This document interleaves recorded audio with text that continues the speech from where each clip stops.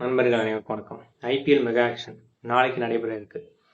இதுக்காக எல்லா அணிகளும் தங்களோட வீரர்களை இறுதி செய்யும் பணியில் தீவிரமாக ஈடுபட்டு வராங்க.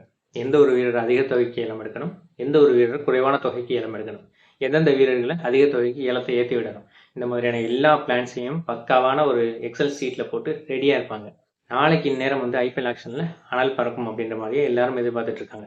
ஏன்னா இந்த ஐபிஎல் ஆக்ஷன் ரொம்ப எதிர்பார்ப்புக்குரியதாக மாறி இருக்கு. ஏன் அப்படின்னா ஏற்கனவே நிறைய ஐபிஎல் ஆக்ஷன் நடந்திருக்கு. அதுல எல்லாம் முக்கியமான வீரர்கள் எல்லாருமே அவங்கவுங்க அணியில இருப்பாங்க. ஒரு சில வீரர்களை தான் எடுப்பாங்க. அந்த மாதிரி தான் இது வரைக்கும் ஆக்ஷன்லாம் நடந்திருக்கு. இந்த தடவை முக்கியமான வீரர்கள் நிறைய பேர் அணியிலேருந்து வெளியில வந்திருக்காங்க. அதுல முக்கியமான கேப்டன்களாக பார்க்கப்படுற ஸ்ரேயாஸ் ஐயர், கேஎல் ராகுல் அண்ட் ரிஷப் பண்ட், இவங்க 3 பேரும் வெளியில வந்திருக்காங்க. இதுதான் மிகப்பெரிய எதிர்பார்ப்பை ஏற்படுத்தியிருக்கு. போன தடவை மிச்சல் ஸ்டார்க் 20 கோடிக்கு மேலே போனார். ஸோ அதுவும் ஒரு பெரிய எதிர்பார்ப்பு ஏற்படுத்திருக்கு. அவர் இந்த தடவை எவ்வளவு கோடிக்கு போவார் அப்படின்றதும் பெரிய எதிர்பார்ப்பாக இருக்கு. ஸோ ரிஷப் பண்ட் தான் அதிகமான தொகைக்கு ஏலம் போவார் அப்படின்ற மாதிரி தான் நிறைய பேர் கணிச்சிட்டு வராங்க. அவர் ஒரு கேப்டன் மெட்டீரியல் ப்ளஸ் அதிரடி ஆட்டக்காரர் ப்ளஸ் கீப்பர், இந்த 3 ரோலுக்கும் பொருந்தி போடுறதுனால அவரை எடுக்கிறதுக்கு முக்கியத்துவம் கொடுப்பாங்க அப்படின்ற மாதிரி எதிர்பார்க்கலாம். அவரை யார் எடுக்க போறாங்க? ராயல் சேலஞ்சர்ஸ் பெங்களூர் எடுக்க போறாங்களா, இல்லை பஞ்சாப் கிங்ஸ் எடுக்க போறாங்களா? மணி வைஸ் பார்த்தா பஞ்சாப் கிங்ஸ் தான் அதிகமாக எடுக்கிறதுக்கான வாய்ப்பு இருக்கு. இருந்தாலும் ராயல் சேலஞ்சர்ஸ் பெங்களூரும் இவருக்கு போவாங்க அப்படின்ற மாதிரி தான் எதிர்பார்க்குறோம். ஏன்னா டெல்லி அணியோட ஏற்கனவே கோச்சாக இருந்த விக்கி பாண்டிங் இப்போ பஞ்சாப் அணிக்கு மாறி இருக்கிறாரு. ஸோ அதனால ப்ராஜெக்ட் பாண்டிங் அப்படின்னு சொல்லிட்டு பண்ட்டை அவங்க எடுக்க இருக்கிறாங்க அப்படின்ற மாதிரியும் சொல்றாங்க. ஆனால் பண்ட்டுக்கு கேப்டன்ஷிப் கொடுப்பாங்களா அப்படின்றது தெரியல. பஞ்சாப் அணி அதிக முறை பிளே ஆஃப்ஸ்க்கு போனது கிடையாது. ஸோ குறைவான முறை தான் பிளே ஆஃப்ஸ்க்கு குவாலிஃபை ஆகிருக்காங்க.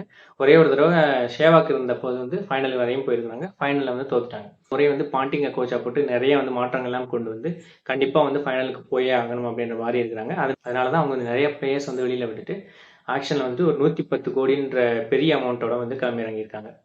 ஸோ 110 கோடியா இல்லை 83 கோடியா, இது ரெண்டுக்கு இடையில தான் போட்டி இருக்கும் அப்படின்ற மாதிரி தான் நினைக்கிறேன். ஏன்னா இவங்க 2 பேர் தான் அதிகமான தொகை வச்சிருக்காங்க. அதாவது ராயல் சேலஞ்சர்ஸ் பெங்களூர் அணியும் பஞ்சாப் கிங்ஸ் அணியும். நாளைக்கு ஆக்ஷன்ல முக்கியமான அந்த 5 வீரர்கள் ஒவ்வொரு அணிக்கும் யார் அப்படின்றத பத்தி தான் இந்த வீடியோல பார்க்க போறோம். ஸோ முதல் அணியா சன்ரைசர்ஸ் ஹைதராபாத் அணியை பத்தி பார்த்துருவோம். சன்ரைசர்ஸ் ஹைதராபாத் அணி Mitchell Santner, Jonny Bairstow, Chahal, அஷ்டோ சர்மா அண்ட் சிராஜ், இந்த 5 வீரர்களை குறி வச்சிருக்கிறதா சொல்லப்படுது. ஹென்ரிச் கிளாசன் கீப்பராக ஏற்கனவே இருந்தாலும் பேட்ஸ்டோ ஒரு அதிரடி ஆட்டக்காரராக துவக்கத்தில் இருப்பார் அப்படின்றதுனால பேட்ஸ்டோ மேலே இவங்க ஒரு கண்ணு வச்சிருக்காங்க. ஸோ அடுத்ததாக குஜராத் அணி எந்த ஒரு 5 வீரர்கள் எடுக்கிறதுக்கு முக்கியத்துவம் காட்டுவாங்க அப்படின்றத பார்த்துருவோம். குஜராத் அணி Ishan Kishan, Maxwell, Starc, Nitish Rana and Omarzai, இந்த 5 வீரர்களை எடுக்கிறதுக்கு முக்கியத்துவம் கொடுத்து நாளைக்கு ஐபிஎல் ஆக்ஷன்ல களமிறங்க போறாங்க. அடுத்ததான் பஞ்சாப் அணி எந்த ஒரு 5 வீரர்கள் எடுக்க இருக்கு அப்படின்றத பார்ப்போம். Pant, Nitish Rana, Mukesh Kumar, Mustafizur Rahman and Riley Rossouw, இந்த ஒரு 5 வீரர்களை எடுக்கிறதுக்கு முக்கியத்துவம் கொடுக்குறாங்க அப்படின்ற மாதிரியான செய்திகள் வந்துட்டு இருக்கு. ஸோ அடுத்ததான் டெல்லி கேபிட்டல்ஸ் அணி எந்த ஒரு 5 வீரர்களை எடுக்கிறதுக்கு முக்கியத்துவம் கொடுக்க போறாங்க அப்படின்றத பற்றி பார்த்துருவோம். ஸ்ரேயாஸ் ஐயர், சாம் கரன், கேஎல் ராகுல், ரபாடா, நூர் அகமது, இந்த ஒரு 5 வீரர்களை எடுக்கிறதுக்கு டெல்லி அணி முக்கியத்துவம் கொடுக்க போறதா செய்திகள் வந்துட்டு இருக்கு.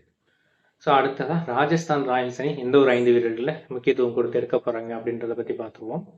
David Miller, Washington Sundar, Venkatesh Iyer, Sam Curran, Rabada.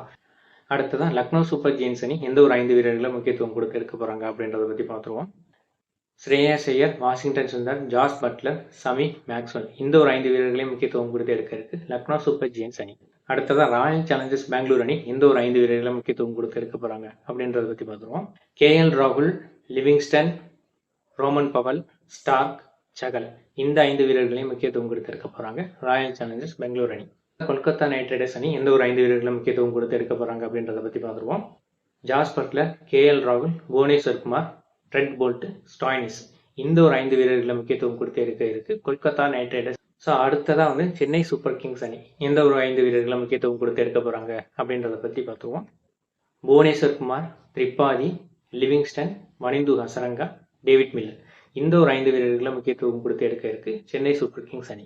அடுத்ததான் மும்பை இந்தியன்ஸ் அணி எந்த ஒரு 5 வீரர்களை முக்கியத்துவம் கொடுத்து எடுக்க போறாங்க அப்படின்றத பத்தி பார்த்துருவோம். Quinton de Kock, Ishan Kishan, Livingstone, Trent Boult, Krunal Pandya, இந்த ஒரு 5 வீரர்களை முக்கியத்துவம் கொடுத்து எடுக்க போறாங்க மும்பை இந்தியன்ஸ் அணி.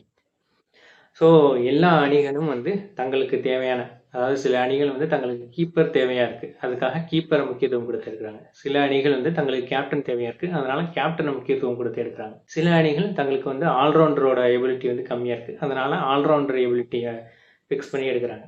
இந்த மாதிரி பல்வேறு அணிகளுக்கும் பல்வேறு ஸ்ட்ராட்டஜி. ஸோ நிறைய வீரர்களுக்கு ஒரு அணி வந்து போட்டிப்படும். அந்த ஒரு வீரராக வந்து ரிசர்வ் பண்ணிட்டு இருப்பார். ஏன்னா எல்லா அணிகளுக்குமே வந்துட்டு அந்த மாதிரியான ஒரு அதிரடி வீரர் தேவைப்படுவார். கீப்பராக இல்லைனாலும் அதிரடியான ஒரு வீரராக தேவைப்படுவார். ஸோ அதுக்காக எல்லா அணிகளுமே முயற்சி பண்ணுவாங்க.